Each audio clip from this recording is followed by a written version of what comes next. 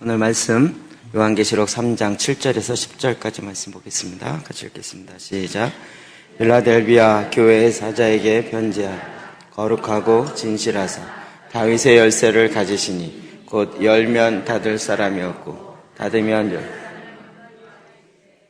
볼지어다 내가 네 앞에 열린 문을 두었으니 능히 닫을 사람이 없으리라. 내가 내 행위를 아노니 내가 작은 능력을 가지고서도 내 말을 지키며 내 이름을 배반하지 아니하였도다. 보라, 사단의 회당 곧 자칭 유대인이라 하니 그렇지 아니야. 거짓말하는 자들 중에서 몇을 내게 줘 그들로 와서 내 발 앞에 절하게 하고 내가 너를 사랑하는 줄을 알게 하리라. 내가 나의 인내의 말씀을 지켰은즉 내가 또한 너를 지켜 시험의 때를 면하게 하리니 이는 장차 온 세상에 임하여 땅에 거하는 자들을 시험할 때라. 아멘.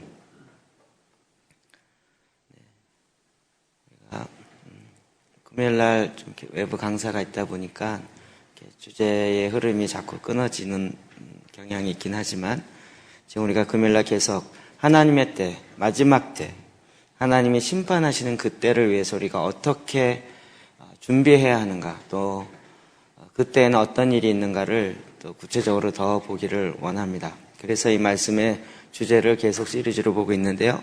오늘은 네 번째입니다. 마지막 때 우리가 정말로 바르게 준비해야 될 것은 회개함으로 준비해야 됩니다.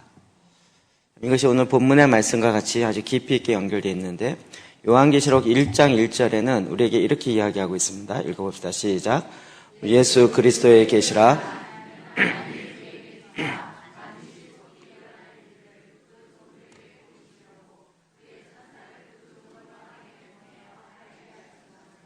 아멘, 아멘. 예수 그리스도의 계시, 주님께서 특별하게 정말 하늘에 있는 것을 알려준 그 계시입니다. 이것을 요한에게 알게 하셨는데 이는 하나님이 그에게 주사 반드시 속히 일어날 일. 사실 요한계시록이 1차적으로 주어졌을 때 1세기 말 또 2세기에 들어가는 그 당시에 로마 제국이 있고 박해가 1차 박해가 이미 있었고 예루살렘 성전이 AD 70년에 무너지고 그리고 이제 AD 90년경 또다시 2차 박해, 3차 박해가 있는 그때에 그 배경을 가지고 이 계시록의 말씀이 쓰여지고 있습니다. 사실 요한이 이 말씀을 받을 때 2000년 후에 지금 우리의 모습을 보면서 기록한 것이 아니라 주님이 주었던 그 말씀은 그가 그 당시에 살고 있는 그 시대적 배경을 갖고 이야기했겠죠. 그래서 사실 이것은 주님이 곧 오시리라고 믿고 있는 초대교회 성도들에게 어떻게 이 때를 준비해야 되는지를 그 당시 상황을 놓고 그대로 설명해주고 있습니다. 그러나 이건 1세기에 맞을 뿐만 아니라 또한 마지막을 사는 우리에게도 맞습니다. 왜냐하면 이게 이제 늘 성경을 해석하는 두 축인데 여러분이 이제는 좀 이런 것까지도 충분히 이해하고 또 이런 지식을 더 많이 가졌으면 좋겠습니다. 제가 시간 얘기할 때 늘 순환하면서 전진한다 이렇게 이야기했죠. 이게 시간을 어떻게 보느냐에 따라서 해석을 어떻게 하느냐가 확 달라지기 때문에 그렇습니다. 이게 무천년주의는 이 해석을 그냥 1세기에 일어난 해석으로만 보고 끝납니다. 그 당시에 일어난 일로 끝납니다. 그러니까 그 당시에 일어난 일로 로마의 박해로부터 시작하여 적그리스도는 로마의 황제고 이렇게 쭉 풀면 그게 또 그대로 맞아 들어갑니다. 그렇기 때문에 이건 1세기, 2세기 상황으로 이루어진 것이고 오늘날 이루어지는 게 아니다라고 이야기합니다. 왜 그런 해석을 하냐면 시간의 흐름을 그냥 하나의 직선으로 이렇게 보기 때문에 직선. 근데 반대로 이걸 순환으로 보는 사람들이 있습니다. 그러다 보니 자꾸 이 양극단의 해석을 갖게 되어집니다. 제가 순환하면서 앞으로 계속 순환만 하는 것이 아니라 순환하면서 앞으로 이렇게 전진해 나간다라고 이야기를 드렸습니다. 하나님이 일하시는 이 패턴이 세상의 흐름도 같은 패턴으로 가고 또 그 가운데 하나님이 일하시는 패턴도 같은 거죠. 그러니까 1세기에 일어나는 마지막 때의 그 상황과 지금 20세기에 일어나는 마지막 상황이 같은 패턴으로 간다는 거예요. 그때와 지금이 똑같진 않습니다. 그러나 원리적인 측면은 같은 거죠. 마치 우리가 3,500년 전에 건 4,000년 전에 가깝죠. 아브라함과 맺은 아니죠? 4,500년 전에 아브라함과 맺은 언약이 지금 우리에게도 해당되어지며 우리에게도 그 원리가 동일하게 적용되는 것과 같은 이치인 거죠. 그래서 이 마지막 요한계시록에 주어지는 이 마지막 때에 대한 메시지는 오늘날 우리에게도 동일하게 풀어지고 있는데, 그것은 뭐냐면 마지막을 준비해야 될 그 주체적인 사람이 누구냐는 것입니다. 왜 요한계시록 1장, 2장, 3장에 소아시아 7교회에게 이걸 편지하라 그랬을까요? 여러분, 마지막을 실제적으로 준비할 수 있는, 하나님이 준비시키고 있는 그 주체는 누구입니까? 교회입니다. 1세기 때나, 그러니까 요한 때에도 그 당시에 그 교회가 이것을 준비되어 있지 않고 있기 때문에 그들을 향해서 이 메시지를 하나님께서 주시는 것이고, 그 교회를 준비시키고 있었던 것이고, 지금 마지막 끝을 가고 있는 우리들에게도 지금 이 마지막을 준비해야 될 가장 핵심은 교회가 해야 되는 것입니다. 그러면 교회는 하나님의 숨겨진 전략이고 하나님의 비전이고 창세전에 감춰졌던 하나님의 어마어마한 계획입니다. 이 세상을 향한 하나님의 비전은 교회에게 있습니다. 교회가 그냥 많이 모이고 교회가 뭐 좋은 일 많이 하고 이런 것에 국한되어 있지 않습니다. 물론 그런 것도 해야 합니다. 그러나 정말 중요한 것은 하나님은 이 땅에 하나님의 나라를 이루어가는 주체로 하나님의 뜻을 이루어가는 그 가장 핵심적인 행정기관으로 교회를 만드셨고 교회를 통하여 이 일을 하기를 원하시는 것입니다. 우리는 자꾸 교회 그러면 건물을 생각하죠. 교회 그러면 누구 생각하라고요? 내가 교회입니다. 물론 우리가 이렇게 공동체로 모여있는 것도 교회입니다. 그러나 일단 하나님의 성령이 우리 가운데 거하시는 거룩한 하나님의 성전이 나요. 그러니까 마지막 시대에 살고 있는 저와 여러분에게 마지막 시대의 교회가 되어서 어떻게 이 마지막 세대를 준비해야 되는지를 아주 구체적이고 실제적으로 알려주고 있는 메시지가 요한계시록이라는 것입니다. 그래서 이 마지막 소아시아 7교회를 향해서 메시지를 주고 있는 이 메시지는 정말 우리가 뭘 준비해야 되는지를 정확하게 알려주고 있습니다. 오늘 그 중에 7교회 중에 5군데나 동일하게 반복되는 것이 있는데 그것은 회개하라는 것입니다. 첫 번째 에베소 교회 볼까요? 요한계시록 2장 4절에서 5절입니다. 시작. 그러나 너를 책망할 것이 있나니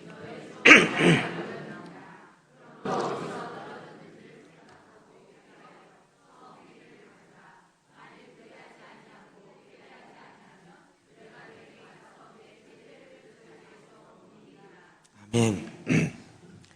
에베소 교회 그러면 우리는 소아시아 에베소 교회도 생각하지만 에베소서에 나와 있는 그 에베소 교회도 생각해야 됩니다. 결국 사실은 이것도요 건물 중심보다는 1세기는 가정 중심이기 때문에 에베소 지역에 있는 성도들인 교회 이렇게 이야기되는 거죠. 우리 에베소서를 통해서 보는 것은 에베소가 굉장히 사도 바울의 두란노에서 2년 3개월 이런 사역을 통해서 어마어마한 변화가 있었다는 걸 잘 알고 있습니다. 그들이 요술책을 다 모아다 태우고 어마어마한 도시적 변화가 있었던 그런 지역의 교회였습니다.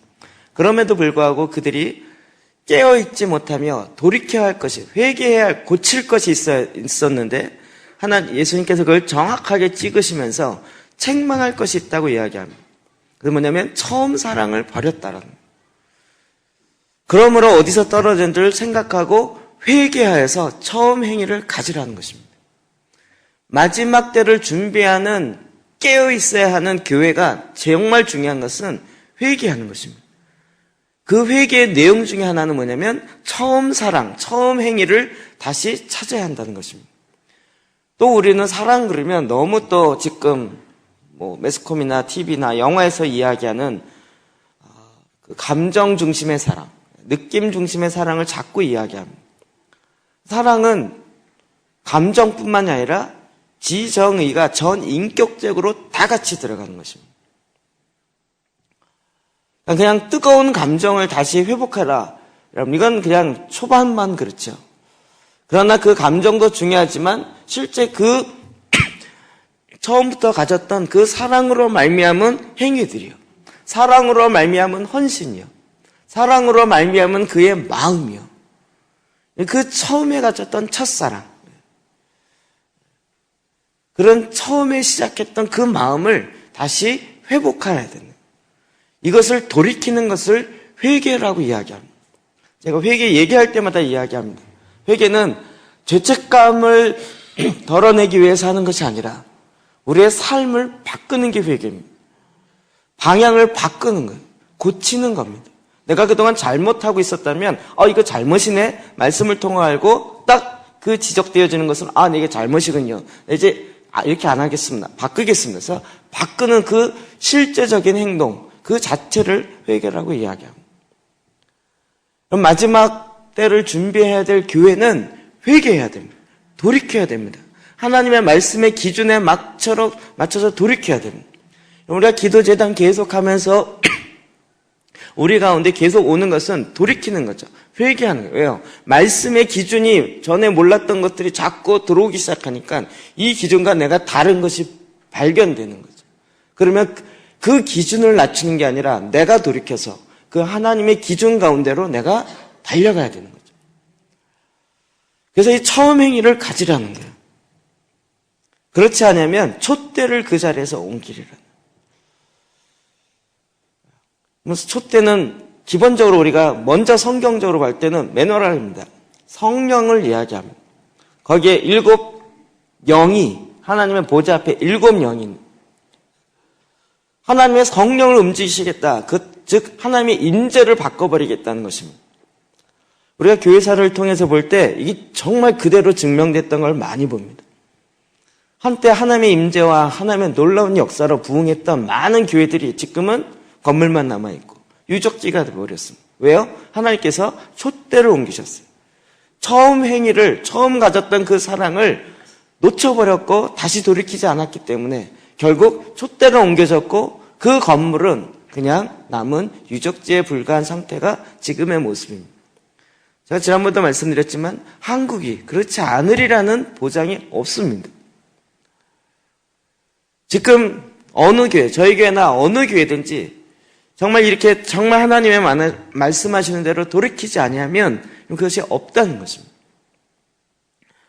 그럼 이를 위해서 우리가 구체적으로 처음 행위로 돌이키는 회개를 갈 때 예수님이 말씀하셨던 그 첫 번째 그 메시지, 첫 번째 그 사랑함으로 내가 이렇게 하겠습니다 했던 그 첫사랑의 열심과 열정으로 돌이켜야 된다는 것입니다. 우리가 느끼기에도 지금 한국교회 굉장히 많은 부분에 첫사랑을 놓쳐버렸고 첫 열심을 놓쳐버렸습니다. 회개해야 됩니다. 돌이켜야 합니다. 여러분, 회개하라는 이야기가 어디서 외쳐지겠습니까? 9시 뉴스에서 외쳐질까요? 그냥 이렇게 징계해야 됩니다. 책임을 물어서 그는 잘라버려야 됩니다. 이런 얘기는 되게 많이 나오지만 회개하라 이 얘기는 교회 외에는 외칠 데가 없습니다. 그리고 교회가 또 교회를 통해서 이 메시지는 세상을 향하여 외쳐져야 되는 거죠. 예수님 그래서 회개하라 천국이 가까웠느니라. 돌이켜야 되는 거예요. 우리가 마지막 때에 되어질수록 마지막 제 결론으로 말씀드리겠지만 다시 이야기하면 우리가 회개하지 아니하면 하나님이 돌이키지 아니하면 심판하시겠다는 거예요. 교회라 할지라도 심판하시겠다는 거예요. 촛대를 옮겨버리시겠다는 거예요. 한 번 구원은 영원한 구원이라는 거짓된 것에 속지 말라고요. 구원의 개념 자체를 너무 좁은 개념으로만 생각해서 우리의 구체적으로 살아야 될 그 삶의 모습들을 그대로 우리에게 말하고 있는 것입니다. 여러분 처음에 가졌던 그 열심, 처음에 가졌던 그 사랑을 다시 찾아야 됩니다. 여러분 이 시간 기도하면서 그 열심, 나도 옛날엔 저렇게 열심히 했었지 라고 생각하지 마시고 정말 그 사랑을 다시 회복하십시오. 오늘 너무나도 이렇게 막 업되는데요. 우리 용현 형제가 베이스 치는 거 보고요. 제가 막 속에서 샘이 막 이렇게 솟아나는 거지. 정말 기적입니다. 놀라운 변화고 정말 정말 막 제가 막 자랑스럽고 뿌듯하고 막 전혀 관심 없었죠. 관심도 없고 이러다가 정말 조금 처음에 가졌던 그 사랑, 처음에 가졌던 그 열심. 나도 옛날에 그랬지. 그런데 한때야. 이런 이 생각이 틀린 거예요. 첫 사랑, 첫 행위를 다시 가지라고. 지금 그렇게 사랑으로, 열정으로 나아가는 그런 사람을 끌어내리지 말고요. 나도 저렇게 가야 되네. 가면 갈수록 더 뜨거워지고, 가면 갈수록 더 그 사랑으로 더 깊어져야지. 그것이 식어지는 것은 바른 길이 아닙니다. 돌이켜야 됩니다. 회개해야 됩니다. 이게 돌이키지 아니하면 주님께서 촛대를 옮기십니다. 하나님의 임재를 걷어가십니다. 하나님의 성령을 걷어가십니다.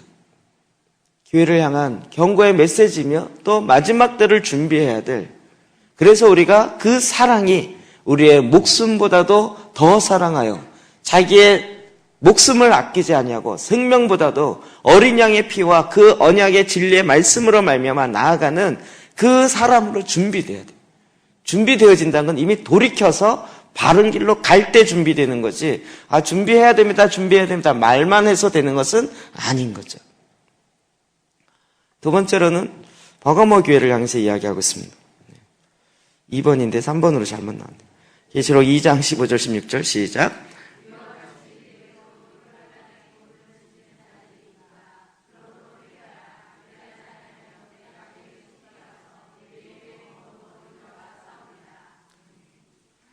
니골라당의 교훈을 지킨다. 니골라당은 하나님의 은혜를 너무나도 값싼 은혜로 바꿔버려요.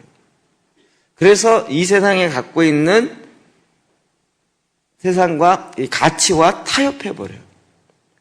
근데 이거 정말 지금 한국교회의 모습과 너무 비슷한, 하나님의 은혜가 선물이고 내가 노력해서 받은 게 아니고, 그러니까 자꾸 공짜라는 생각이 있어요. 그러니까 하나님의 사랑이, 하나님이 예수 그리스도를 십자가에 내어주는 그 사랑이 공짜라고 생각해서 용서도 공짜고 은혜도 공짜고, 그래서 복음이 싸구려 복음이 되고 은혜가 싸구려 은혜가 되고, 공짜인 은혜 또 주세요 라는 식의 생각으로 너무나도 많이 니골라당의 이 교훈과 타협해버렸어요.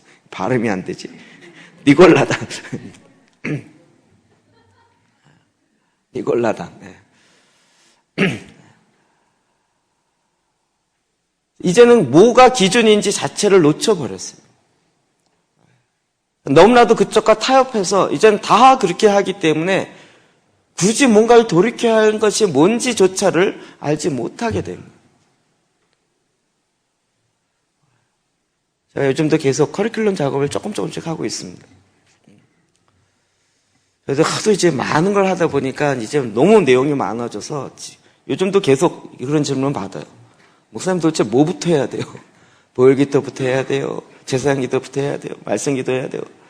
회개기도 해야 돼요? 뭐부터 해야 돼요? 왜 이렇게 많아요? 말이에요. 그러다 보니까 이 많은 걸 좀 이거부터 이렇게 하십시오라고 정리를, 그래서 영적 아이, 영적 청년, 영적 아비의 개념에 따라서 영적 아이의 수준에서 뭘 해야 될 것인가. 자, 1번 보혈기도하고 시편기도하고 이렇게 이제 놓고 있습니다. 그리고 이제 초대교회에서 영적 아이에 해당된 사람이 뭘 했는가를 봤더니 8가지가 쭉 나오더라고요. 8가지를 하나씩 놓고 있어요. 영적 아이가 청년이 되고 성인이 되면 금식하는 게 아니고요, 영적 아이 때부터 금식하더라고요. 나중에 제가 금식에 대해서 더 책으로도 나올 건데 더 자세히 말씀드리면요, 금식은 선택이 아니라 완전 필수입니다. 이렇게 얘기하기 좀 그런데 금식하지 않는 사람은 그리스도인이 아닙니다.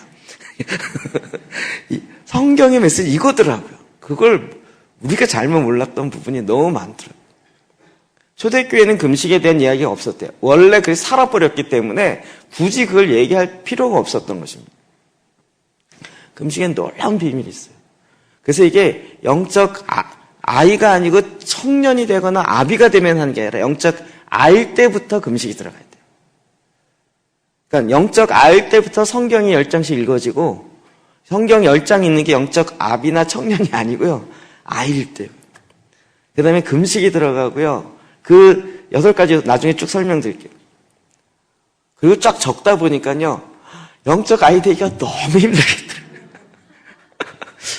영적 아이 되는 게 힘들어요.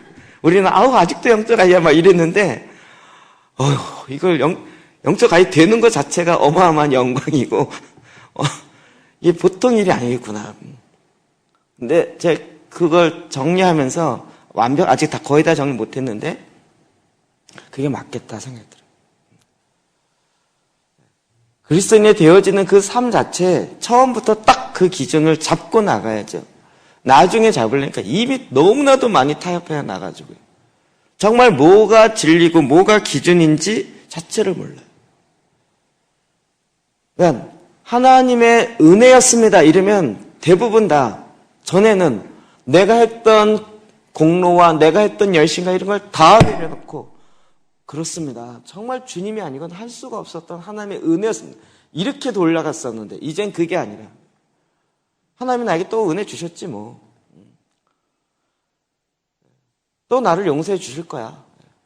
내가 죄를 또 범해도 주님은 나를 또 용서해 주실 것이고 나를 위해서 십자가에 다시 또 피 흘리실 것이고 내가 또 회개하면 주님 또 나를 용서해 주실 거야. 주님 나 회개하니까 또 용서 주세요. 이런 식으로 변질돼 버렸어요.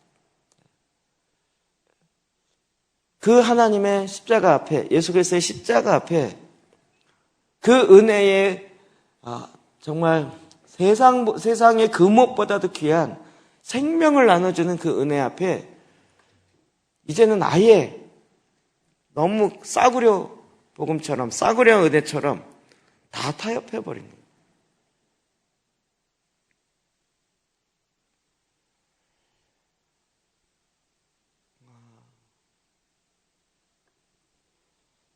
요즘 계속 그런 걸 고민해요.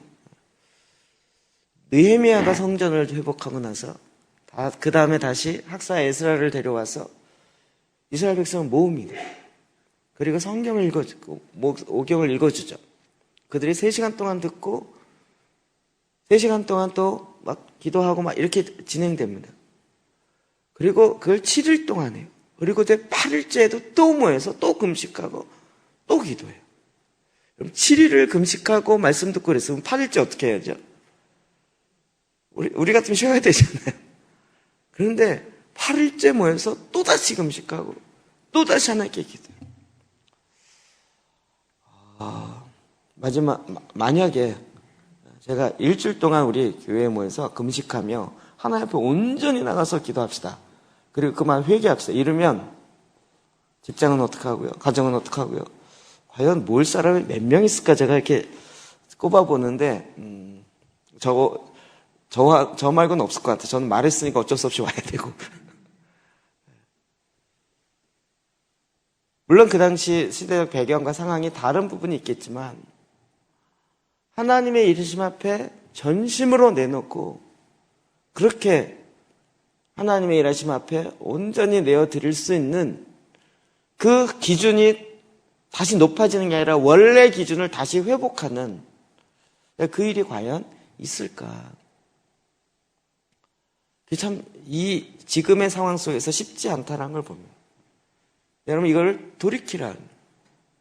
교회는 그 권세를 갖고 있는 하나님의 천국의 그림자요. 이 메시지를 전하는 자들이. 그래서 버가모 교회를 향해서 회개하라.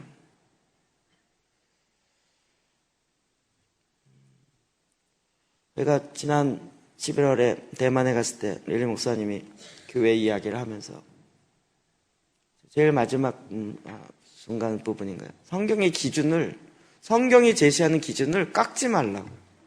그 얘기를 굉장히 많이 했습니다. 깎지 말라고. 기준을 낮추지 말라고. 왜 낮추냐. 그러면서 저는 이건 율법을 얘기하려는 것이 아닙니다. 하나님이 세워놓은 기준이라는 거예요. 하나님이 세워놓은 기준. 그러면서 제일 많이 얘기한 건 11조 얘기했습니다. 하나님이 11조 하라고 이야기했고 내가 너희를 축복하나 안 하나 너희가 나를 테스트해봐라까지 이야기했는데 왜 그걸 자기 기준으로 자기 마음대로 깎냐는 거예요. 생활이 어렵다고 안 내고 뭐가 힘들다고 안 내고 혹은 11조 갖고 구제하고 11조 갖고 다른 선교하고 아니 어떻게 그렇게 하라는 이야기했어요. 자, 이번 주에 김기정 장로님이 그동안 했던 그거를 하고 저한테 저를 줬어요. 5년 동안 제가 사실은 여러분 헌금하는 거 안 봅니다. 왜냐하면 보면 제가 시험에 들기 때문에. 근데 이번에 딱 받으면서 쭉 보면서요 깜짝 놀랐어요. 깜짝 놀랐어요. 이건 저의 직무유기라는 생각이 들었어요. 오히려 자유로우면 자유로운 가운데서 하나님의 말씀의 기준을 지킬 거라고 생각했지만 그건 저의 착각이더라고요. 아니더라고요. 그건 하나님의 기준이에요. 주일을 성수하든 안식일을 성수하든 주님은 그걸 지키라고 했어요. 내 기준으로 오늘은 휴가이기 때문에 내일은 저거기 때문에 그럼 그 기준을 내 마음대로 바꾸지 말라 그랬어요. 니골라 당의 교훈과 타협하지 말라 그랬어요. 근데 교회가 너무나도 많이 타협해요. 교회가 일부 예배 만들 때 굉장히 많은 비판이 그거였습니다. 사람들 일부 예배, 아침 7시 예배만 드리고 그리고 주일날 놀러 간다. 그런데 대부분은 그런 것이 아니라 정말 주일을 지키고 싶지만 예배를 못 드리는 사람을 위해서 일부 예배를 드립니다. 라고 시작했어요. 대부분의 교회. 그러나 지금의 결론은 어떤가요? 정말 그럴까요? 물론 그런 사람도 없지 않습니다. 이런 것부터 시작해서 지금 한국 교회 안에 너무나도 쉽게 타협되어 있는 그래서 주님 뭐라 그러세요? 회개하라. 그러지 아니하면 내가 내 속히 가서 내 입의 검으로 그들 가서 주님이 교회와 싸우시겠대요. 회개하지 않는 교회와 싸우시겠다는 거예요. 내가 내 입으로 이렇게 얘기했는데 내 말씀으로 이렇게 얘기했는데 네가 내 말을 바꿨느냐. 그 기준에 그걸 네가 바꿔버렸느냐. 내가 내 입의 검으로 싸우겠다는 거예요. 두아디라 교회를 향해서 또 이렇게 이야기합니다. 2장 20절에서 21절입니다. 시작.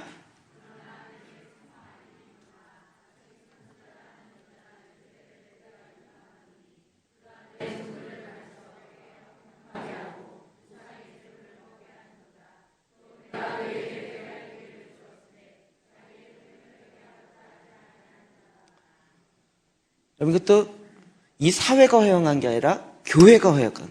두아디라 교회가 이세벨의 영을 허용했어요. 이세벨의 영이 결국은 그가 내 종들을 가르쳐 꾀어 행음하게 하고 우상의 제물을 먹는. 왜냐하면 그 음행과 관련된 것은 우상과 깊이 있게 연결되어 있습니다. 이것을 사회가 아니라 교회가 허락했다는. 그래서 그에게 회개할 기회를 주었는데도 불구하고 그 음행을 회개하고자 하지 아니하였다고요. 이세벨의 영을 교회가 허락했다. 우리가 허락했다는. 그럼 그 당시 두아디라는 굉장히 산업이 발달해서 사업을 하려면 직인 길드라는 그 요즘에 식량협동조합 같은 그런 조직에 들어가야 사업이 되는 거예요. 근데 그 협동조합은 다 신전과 연결되어 있어요. 그러니까 거기에 들어간다는 얘기는 그 신전에서 드리는 예배에 참석하고 그 참석한다는 얘기는 거기서 일어나는 우상숭배뿐만 아니라 그것이 끝나고 나서 집단 섹스가 이루어지는 그것에 들어간다는 거예요. 네, 먹고 살기 위해서 해야 된다는 거예요.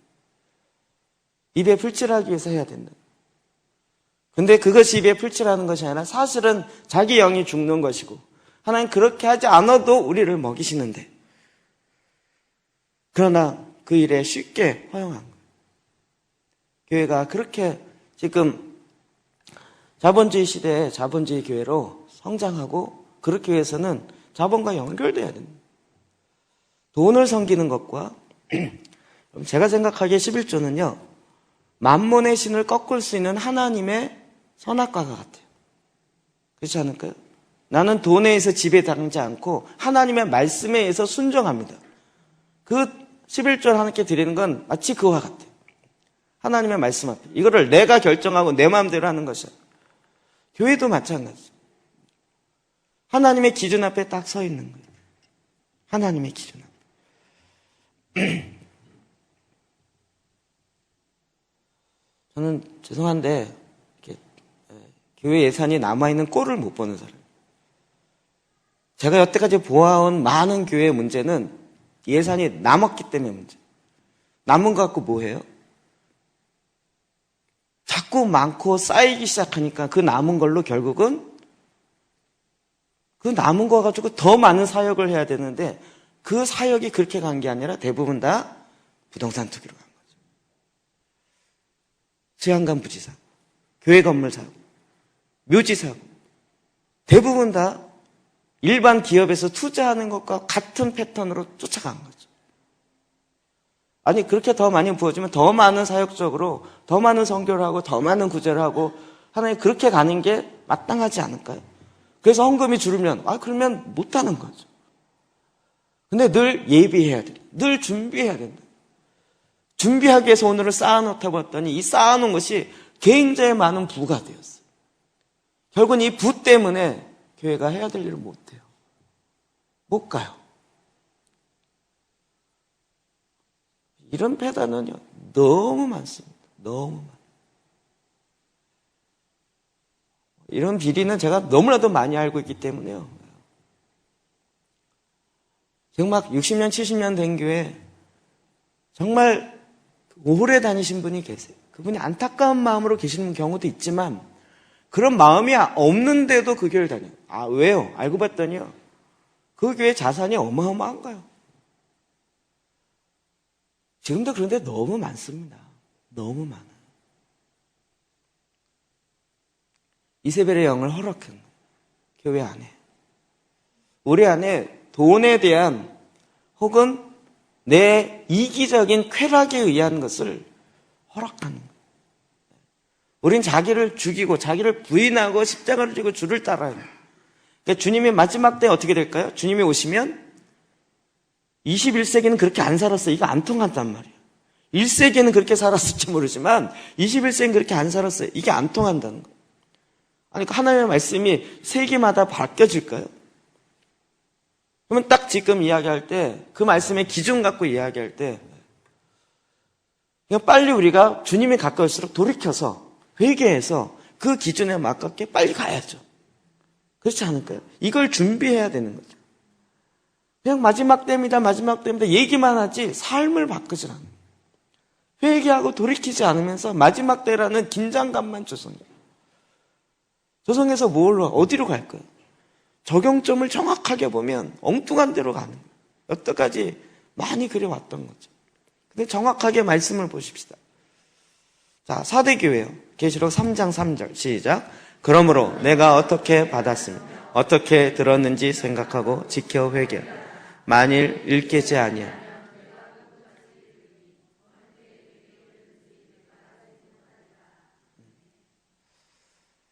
사대교회는 정말 주님이 이 사대교회 가운데 라우디게아 교회랑 잠깐 헷갈리네요. 계시록 좀 볼까요? 3장.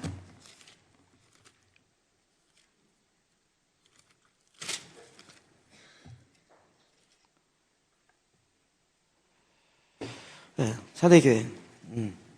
그렇죠. 잠자고 있죠.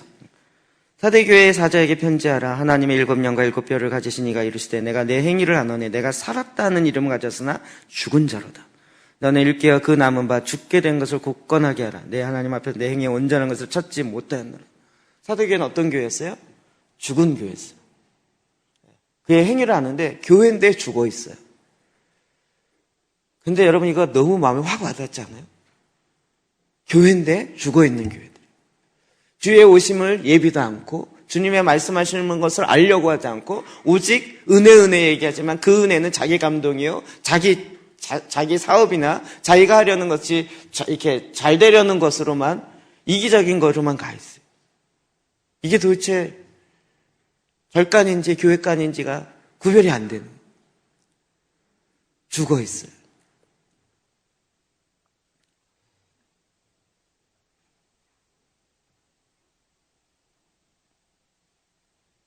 저희가 제천에 8주 스쿨 진행하는데 이번 주가 5주 차였잖아요. 반이 넘어갔어요. 드디어 이제 제가 본색을 드러내기 시작했어요.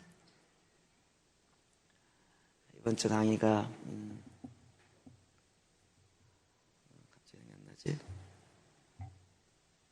하나님의 프로세스, 하나님의 전개 과정, ACM 교회와 깨어나라, 그거 요약해서 알려주는 거였거든요. 하나님 일하시는 하나님의 방법이 있어요. 이해하시죠? 기억나시나요?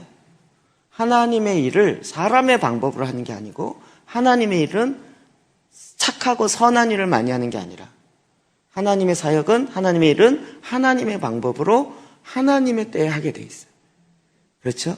그래서 제가 노아, 여호수아 쭉 설명했죠. 여호수아 때 방주 짓는 건 아무 의미가 없어요. 노아 때 하나님이 그에게 방주를 지으라 그랬고, 여호수아 때는 가나안 땅을 정복하라 그런 거죠. 그렇죠? 그러니까 그 시대마다 하나님 주시는 데스티니가 있고, 하나님의 뜻이 있고, 그 뜻이 무엇인지 알아서 그것을 이루는 것이 바로 하나님의 백성이 하나님의 교회인 거죠. 저도 이거 몰랐다가 알면서 깜짝 놀랐다고 몇 번 말씀드렸어요. 그 얘기를 쭉 하고요. 목사님들에게 조용히 이야기하고. 정말 하나님께서 지금 우리가 이 땅에, 여기에, 이 제천 땅에, 이 안산 땅에, 시흥 땅에 하나님이 딱 보내신 그 이유와 목적이 있는데, 그 뜻을 알고 그것을 이루어가는 것이 교회인데, 그거를 알지는 못하고 그냥 나아간다면 그건 교회가 아닙니다. 너무 세게 얘기했는데, 조벌 모임하는데 목사님들이, 목사님처럼 얘기하면 교회 참 하기 힘들 것 같아요. 교회 힘들 것 같아요. 힘들겠죠. 힘들겠죠. 자본주의 시대에 자본주의의 힘을 쫓아가지 않으면 힘들겠죠. 그러나 우리가 편하려고 교회 하는 건 아니잖아요. 죽어있는 영혼을 놓고 그냥 죽어있으면 편하죠. 그렇잖아요. 뭐라 하더라?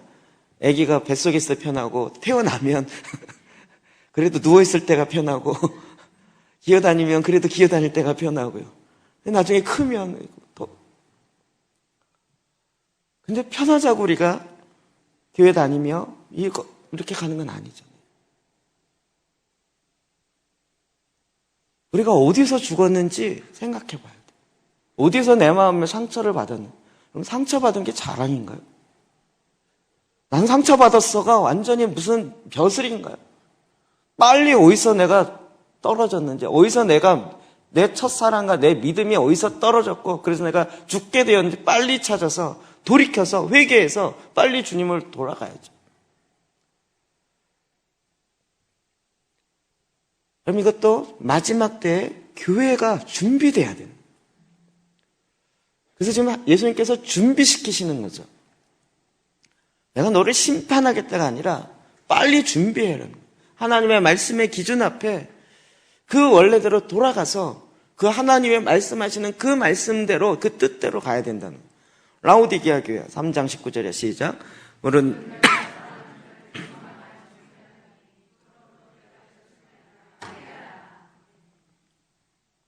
내가 열심을 내라, 회개하라, 돌이키라. 어떤 미지근하지 말고 열심을 내라.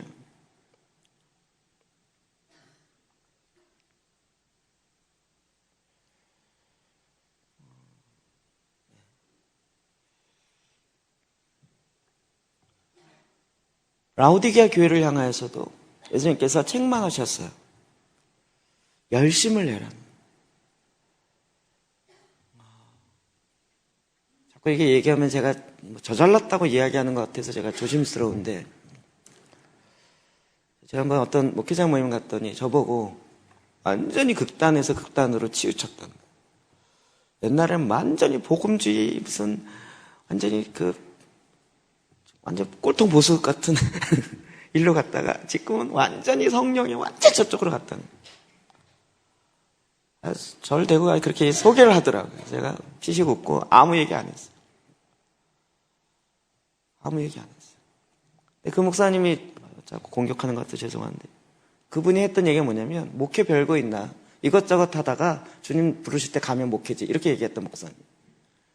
속에서 우라통이 올라오는데 그냥 저 사람이 그렇게 보이나 보다 이렇게. 오늘날 균형 얘기하는데 정말 뜨지 않으면서 균형이. 비행기가 땅 위에서 균형 잡고 있는 거예요.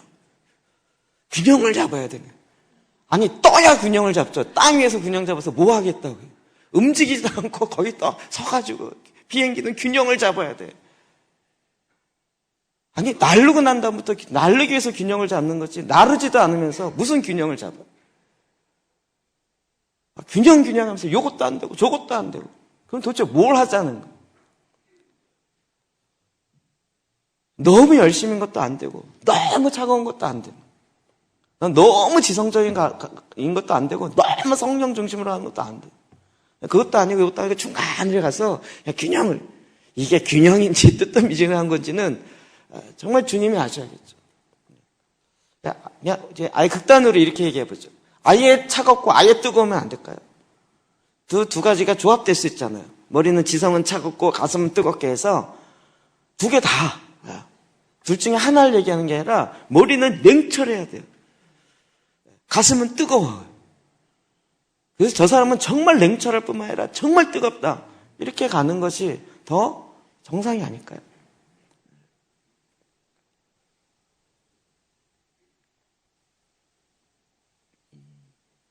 마지막 때 준비되어야 될 것은 교회입니다. 초대교회 로마가 그렇게 부패하기 시작. 결국 로마는 로마 자체의 부패에서 멸망하잖아요. 근데 그 부패할 때 로마 귀족들이 어떻게 했어요? 자기 아들을 결혼시킬 때 꼭 기독교인 자매를 찾았어요. 왜요? 워낙 성적으로 문란한데 기독교인 자매는 정절을 지키는 거라고 다 소문이 나 있어요. 그래서 정확한 거예요. 틀림이 없는 거예요. 그래서 그들과 결혼하면서 로마의 귀족들 가운데 복음이 들어가기 시작했던 많은 이야기들이 있죠. 여러분 그 시대에 그렇게 음란하고 그랬던 그 시대에도 그 가운데 있는 그리스도인은 하나님의 말씀의 기준에 딱 잡혀 서 있었다. 아유 이 시대가 안 그런데 이 시대가 아니라 하나님이 뭐라고 말씀하셨는지 그 기준을 깎지 말라고요. 열심을 내서 회개하라고. 그럼 이제는 정말 교회가 교회로 태어나야 돼요. 교회는 정확한 하나님의 뜻을 갖고 그 향을 해서 달려가야 됩니다. 계속 16장 9절이요. 시작. 사람들이 크게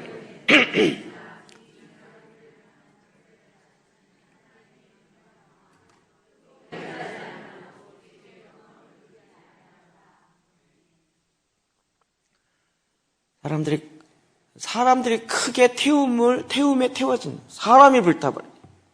이 재앙들을 행하는 권세를 가지신 하나님의 이름을 빙자하며 회개하지 아니하고 주께 영광을 돌리지 아니하고.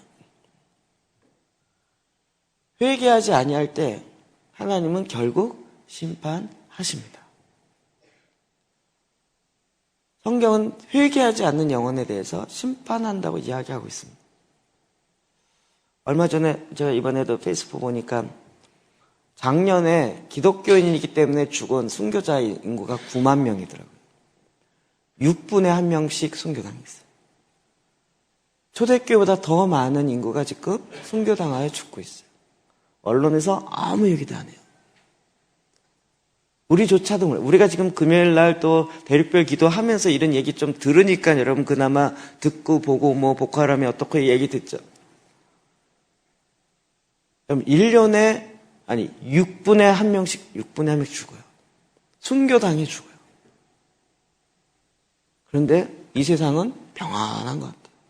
아무도 그 얘기를 하지 않아요.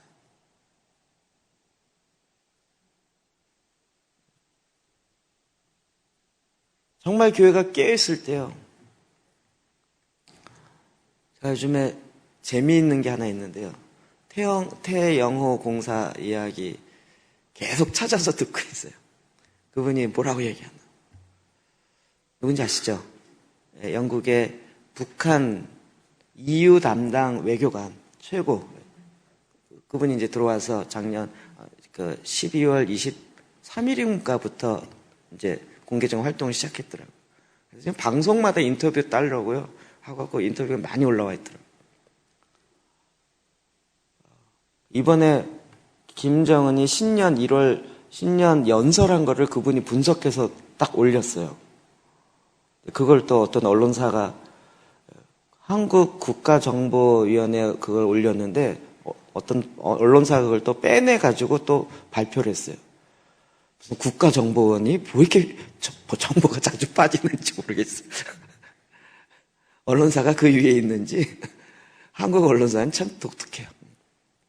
그걸 읽어봤어요. 자기가 여태까지 김일성, 김정은, 그 다음에 지금 누구죠? 예, 그 3대를 그 연설을 보는데요. 이번 같은 연설이 없다는 거예요. 두 군데를 딱 짚는데요. 지금 김정은은 북한에서 친이고 태양이기 때문에 힘들다, 어렵다 이런 얘기를 연설 가운데 그 누구도 한 적이 없다는 거예요. 근데 딱 2번 정말 세계의 제일 좋은 사회주의 국가를 만들려고 하는데 이게 안 돼서 힘들다라는 얘기를 딱 표현했어요. 이게 무슨 의미인지를 첫 분석해서 딱 이야기했어요. 이건 앞으로 대대적인 숙청이 있을 거라는 거예요. 힘든데 왜 힘드냐? 이걸 못 이루게 만드는 반대파들이 있다는 거예요. 지난번에도 숙청할 때 그쪽 한 부서를 누구 죽였죠? 장성택을 했을 때 그 사람이 있었던 부서 전체를 다 죽였더라고요. 아예 부서 자체를 없애버렸어요. 싹 쓸어버려요.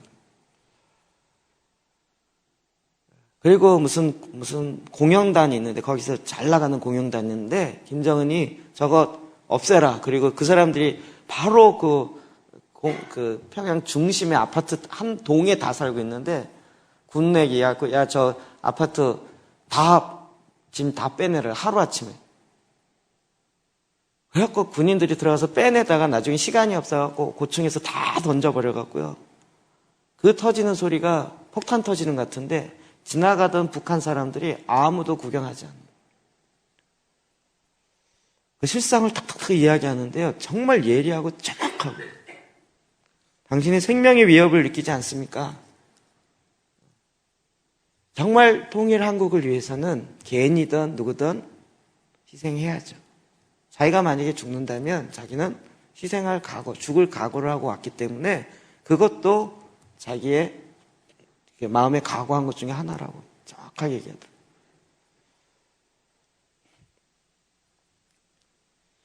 그 하나의 마음을 갖고 오는 사람도 이렇게까지 이야기해요. 지금 태영호 공사가 이야기하는 것 때문에요. 지금 굉장히 한국 언론이 흔들리고 있어요. 북한 퍼주자라고 얘기했던 많은, 그 다음에 지금, 이번에 작년 2016년도에 김정은이 그 아파트 몇 채를 지으면서 내가 이걸 하리라 그러고 다 맡겼는데 이게 대북 제재 때문에 멈춰버렸어요. 그래서 지금 한국에서 대북 제재 효과 없다라고 얘기했던 그 사람들의 말이 싹 들어가 버렸어요.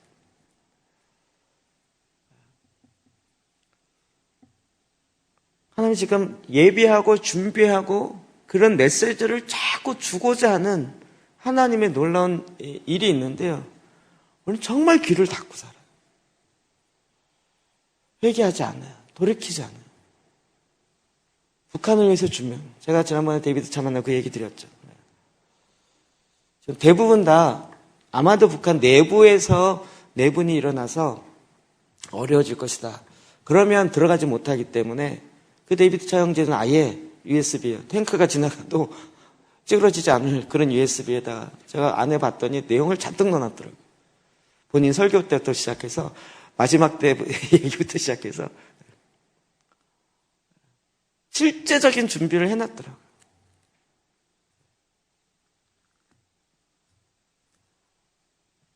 그럼 이제는 정말 구체적인 준비를 해야 됩니다.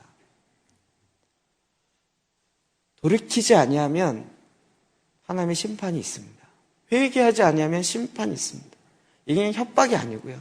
세례 요한이 얘기한 것처럼 회개에 합당한 열매를 맺지 않는 자마다 이미 도끼가 나무 뿌리에 놓여서 찍어내어 버린다는 거예요. 계시록 3장 8절이요. 시작. 볼지어다 내가 내 앞에 열린 문을 두었으니 능히 닫을 사람이 없으리라.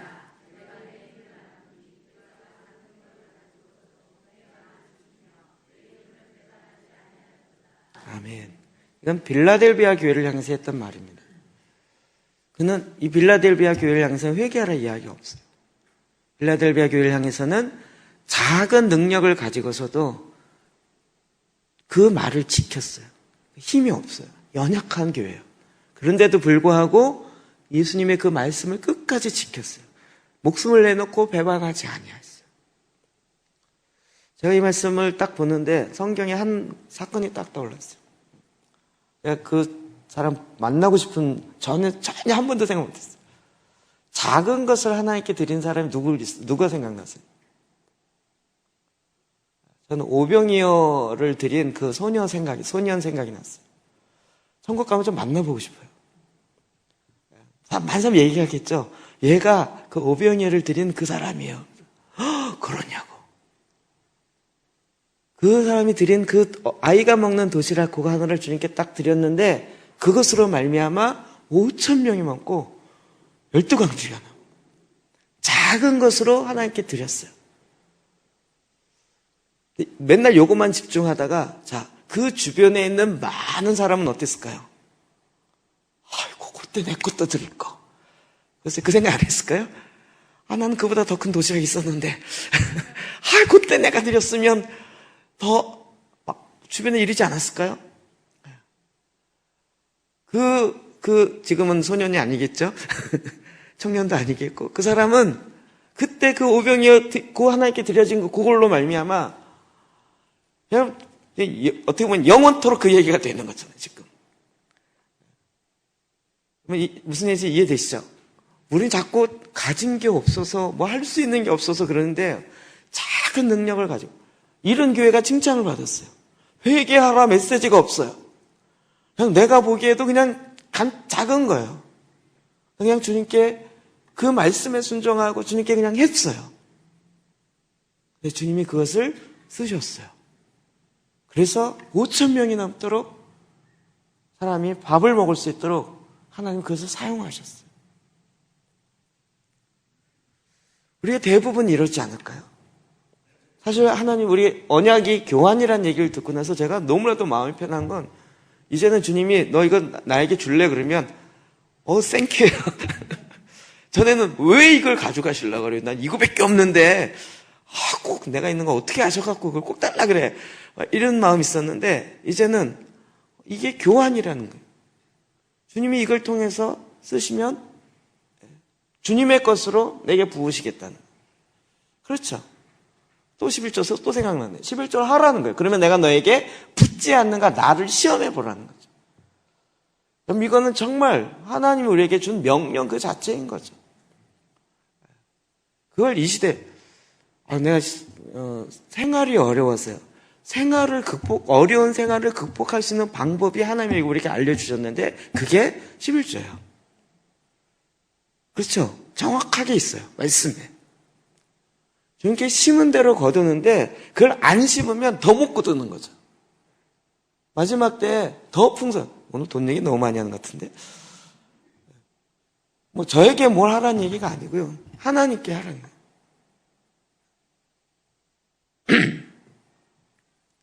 자그마한 능력이에요. 그냥 자기가 할 수 있는 그거예요. 이건 자기가 해도 그만, 자기가 그냥 도시락 먹으면 끝이에요. 근데 그거 그냥 주님께 드렸는데 주님이 사용하시니까 주님의 능력으로 하나님의 역사 일하셔요. 이거 준비하라는 거예요. 이거 준비하라고. 이걸 우리가 알고요. 주님 앞에 절대 순종하는 준비를 하는 거예요. 거기서 막 신경이하고 주님 왜 내 거 가져가세요? 왜 나에게 이런 고난을 주세요? 이게 아니라 그때 주님 나를 사용하시고 주님이 내 욕을 조그만 걸 쓰시겠다고요. 쓰신다는 것 자체가 나에게 너무 큰 기쁨이죠.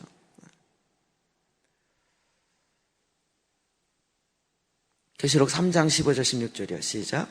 내가 내 행위를 아노니 내가 차지도 아니하고 뜨겁지도 아니하고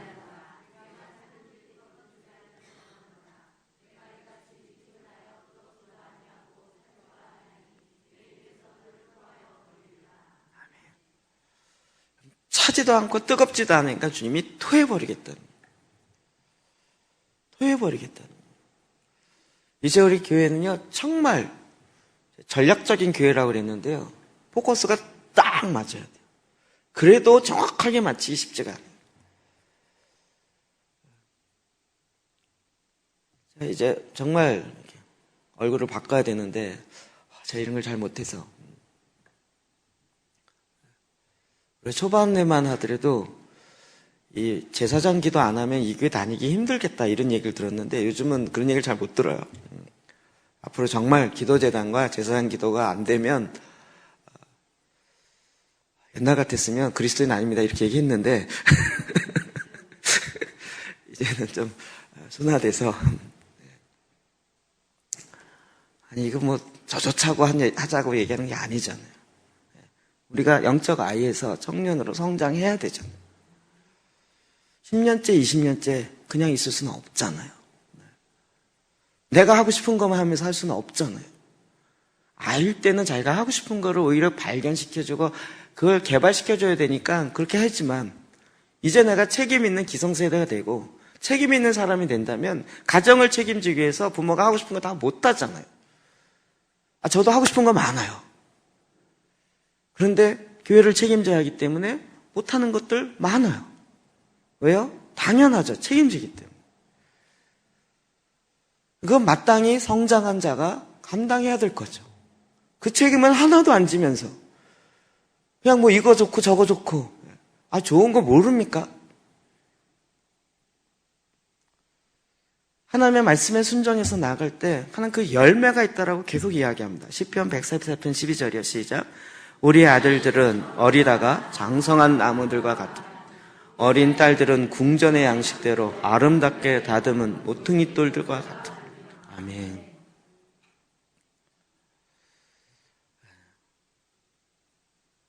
우리 아들들은 어리다가 장성한 나무, 용현이 같이 된다고요. 처음엔 막 교회가 뭔지도 모르고 어리버리하고 막 이러다가 장성한 나무가 되어서 막 큰 나무. 우리의 딸은 궁전의 양식대로 아름답게 다듬은 모퉁이 돌과 같이 돼요.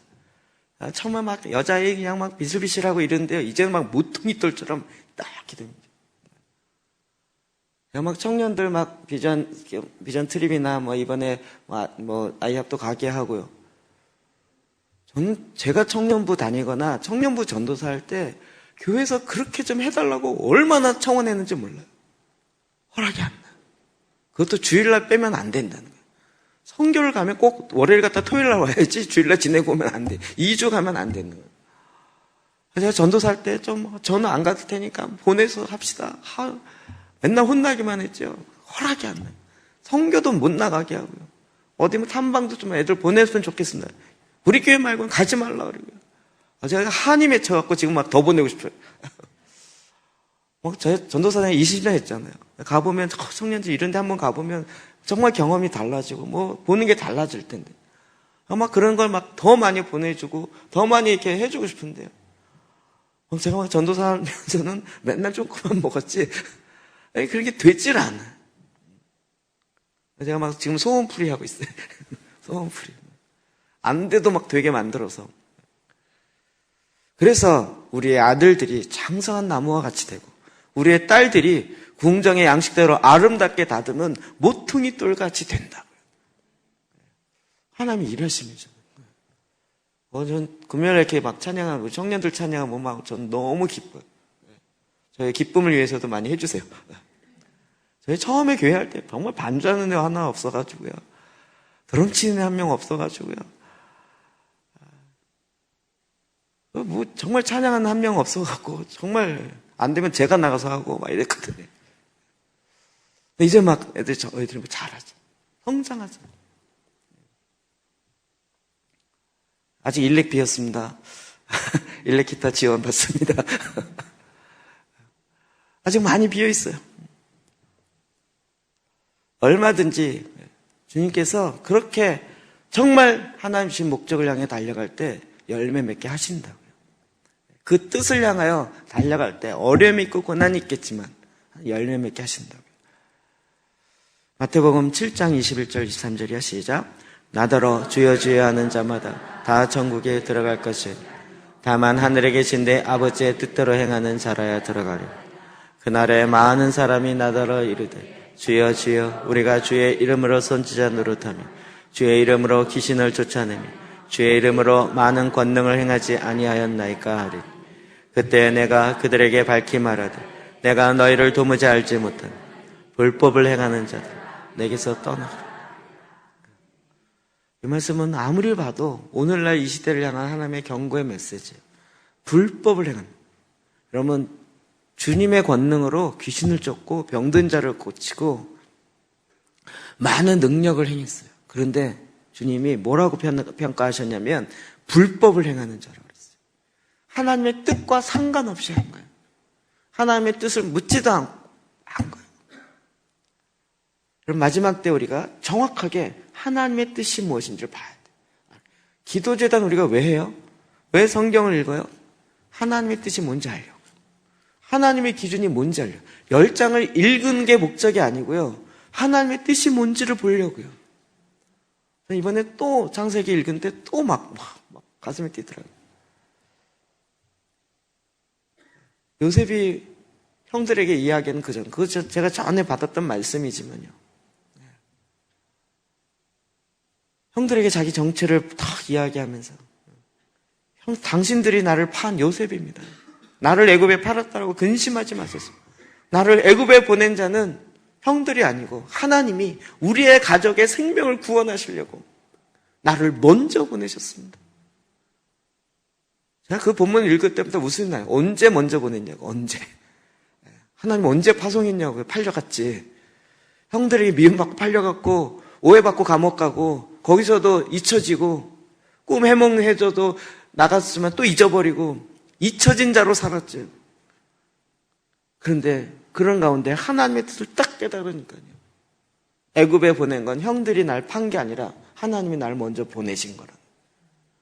모든 의미와 사건이 하나님의 뜻으로 딱 맞춰지니까요. 여러분 전에 같았으면 그게 얼마나 상처고 얼마나 힘들겠냐고요. 제가 이번에 계속 찾다가 못 찾았는데요. 거기에 정말 많은 쓴뿌리를 찾아내겠더라고요. 요셉이 그 형들에 대해서 자꾸 이제 하잖아요. 처음에 그 곡식 자루에다가 또 돈 다시 넣고 그러면 몇 번 시험하죠. 저거 왜 했을까가 계속 궁금한 거죠. 계속 찾았어요. 왜 했을까? 왜 했을까?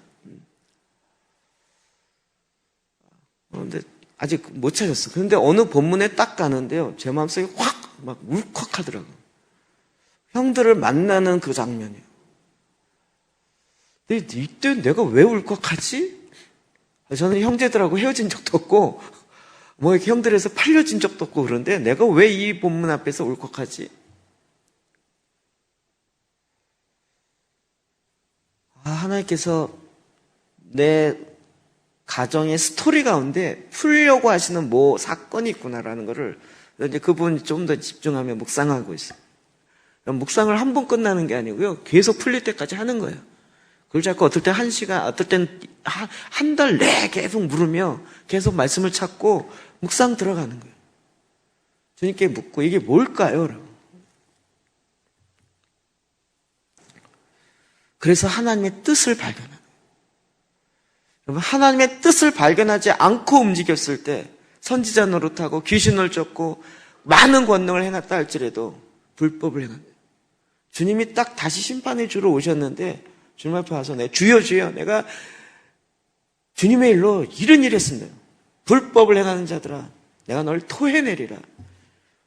이렇게 얘기를 듣는 교회가 있다고요. 성도가 있다고요. 우리가 지금 정확하게 뭘 돌이켜 봐야 되는지를 봐야 되는 거죠. 누가복음 7장 30절 시작. 바리새인과 율법 교사들 그의 세례를 받지 않은 그들 자신을 위한 하나님의 뜻을 왜 우리가 하나님의 뜻을 저버려요?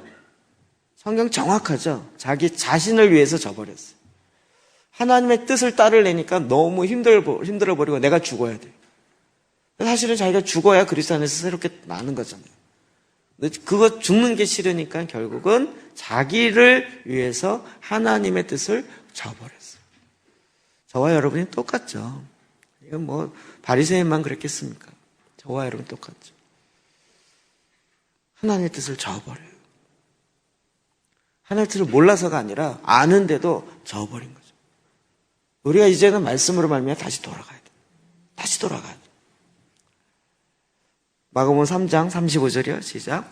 누구든지 하나님의 뜻대로 행하는 자가 내 형제요, 자매요, 어머니니. 아멘. 하나님의 뜻대로 행하는 자가 내 형제요, 자매요, 어머니. 사실 이 말을 할 때 그의 어머니가 밖에 있었어요. 그의 형제가 밖에 있었어요.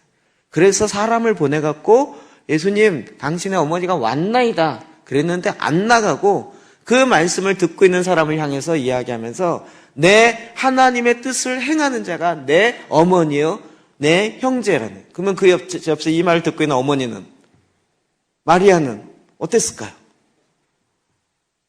마음에 서운함이 있지 않았을까요? 그런데도 불구하고 하나님의 뜻이 무엇이고 하나님의 뜻대로 행하는 것이 얼마나 중요한지를 그 말씀을 듣는 자들에게 정확하게 이야기하고, 오늘 저와 여러분 여기에 이제는 정말 목숨 걸어야 될 때죠. 이제는 하나님의 말씀의 기준 앞에 말씀에 다른 걸 타협하지 않고 다른 물을 섞지 않고 말씀 액면 그대로 그 말씀대로 살아가야 됩니다. 마지막 때가 가까울수록 이거를 준비해야 된다. 하나님이 회개할 기회를 주시는 것, 돌이킬 수 있는 기회를 주시는 게 은혜예요. 죄를 안 짓는 게 은혜가 아니라 그냥 적당히 묻어가고 넘어가는 게 아니라, 그래서 여러분 이게 돌이켜야 됩니다. 주의 오심을 기다리며 마지막 때를 깨어 준비하는 것은 오늘 요한계시록 7교회 가운데 주셨던 그 교회 가운데 주셨던 메시지와 같이 회개하는, 돌이키는 거예요. 그리고 주님 앞에 정말 주님의 말씀 그 기준 앞에 온전히 서는 것입니다. 같이 주님 앞에 나가 기도합시다.